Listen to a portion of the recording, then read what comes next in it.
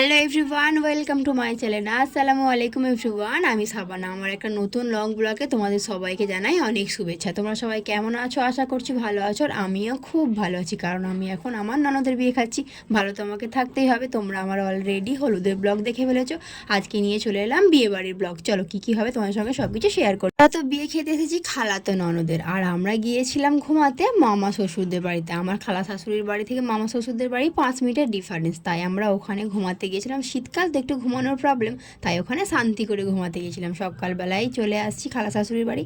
এসে নিয়েই আমি ফার্স্ট গরম গরম এক কাপ চা খেয়ে নিলাম। আর এইদিকে দেখো বোনুরা কি করছে, জিজুর জন্য সব প্ল্যান করা হচ্ছে যে কিভাবে জিজুকে জ্বালানো যায়।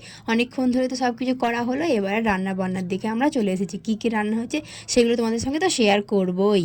কিছু ঘুরে দেখার পরে আমি গিয়েছিলাম কনের সঙ্গে দেখা করতে, কিন্তু দুর্ভাগ্যবশত কনে গিয়েছে রেডি হতে। ওর গোসল কমপ্লিট করে রেডি হতে চলে গিয়েছে। তা আমি আর বাকি থাকি কেন, আমিও তাড়াতাড়ি করে গিয়ে গোসলটা কমপ্লিট করে ফেললাম। এবারে আমিও রেডি হব। আমার এই ড্রেসটা কেমন লাগছে বলো? আমার হাজব্যান্ড পছন্দ করে কিনেছে।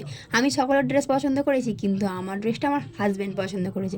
আমার তো খুবই ভালো লেগেছে। তোমাদের কেমন লাগলো একটু কমেন্ট করে জানিও। আমি তো সুন্দর করে রেডি হয়ে গেলাম, কিন্তু আমি একা রেডি হলে তো চলবে না, আমার রাজকন্যাটাকেও রেডি করাতে হবে। ওর জন্যই ব্ল্যাক কালার ড্রেসটা কিনেছিলাম। হয়তো তোমরা দেখেছো ওর বার্থডেতে এটা কিনেছিলাম। আমার মেয়েকে পরিয়ে দিয়েছি আর সুন্দর করে সাজিয়ে দিয়েছি। কেমন লাগছে বলো? আমার তো খুব সুন্দর লাগছে। সবার ফার্স্ট আমার যে কাজটা সেটা আমি কমপ্লিট করে দিলাম, মেয়েকে খাইয়ে দিলাম। ওর পেট ভরা থাকলে আমি শান্তি করে বিয়ে বাড়ি ঘুরতে পারবো। এর খাওয়ানো কমপ্লিট করে এসে দেখছি আমাদের কনেটা সুন্দর করে রেডি হয়ে গিয়েছে। কনের মুখটা আমি দেখাতে পারলাম না, কিন্তু ওকে খুব সুন্দর লাগছিল। আমি আমার মেয়েকে ওর দাদুর কাছে রেখে দিলাম। এবার আমি খাওয়া দাওয়াটা কমপ্লিট করে দেবো। ও কোলে থাকলে আমি শান্তি করে খেতে পারবো না, তাই ও দাদাজির কাছে দিয়ে দিলাম। এবারে আমরা খেতে বসে পড়েছি। আমরা সবাই মিলে খেতে বসেছিলাম একসঙ্গে। আর তাড়াতাড়ি করে কেন খাচ্ছিলাম জানো? কারণ বর এসে যাবে, আর বর এসে যাওয়া মানে তো গেট ধরতে হবে। তাই তাড়াতাড়ি করে সবাই মিলে খাওয়া দাওয়াটা কমপ্লিট করে নিচ্ছিলাম। আজকে খাওয়া দাওয়াটা দুর্দান্ত হয়েছিল।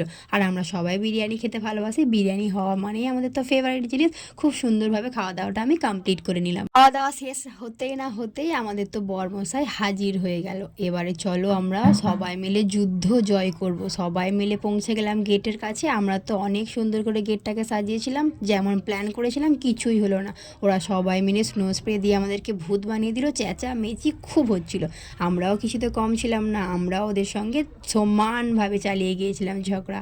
যুদ্ধ করে নিয়ে ফাইনালি যে টাকাটা ডিমান্ড করেছিলাম সেটা তো পেলাম না। যাই হোক, ওদেরকে আমরা গেটটা খুলে দিয়েছিলাম, ওরা ভিতরে চলে গেল। ওরা সবাই ভিতরে চলে গিয়েছিল। খাওয়ার আগে আমি আর ফুচকা খাইনি, তাই এখন গিয়ে ফুচকাটা খেয়ে নিলাম। সবাই মিলে ফুচকা খাওয়া দাওয়া কমপ্লিট করে আমরা যাবো একটু নদীর ধারে ঘুরতে, কারণ আমার খালা শাশুড়ির বাড়ির পাশেতেই নদী। সবাই মিলে খাওয়া দাওয়া কমপ্লিট করে চলে গিয়েছিলাম নদীর ধারে।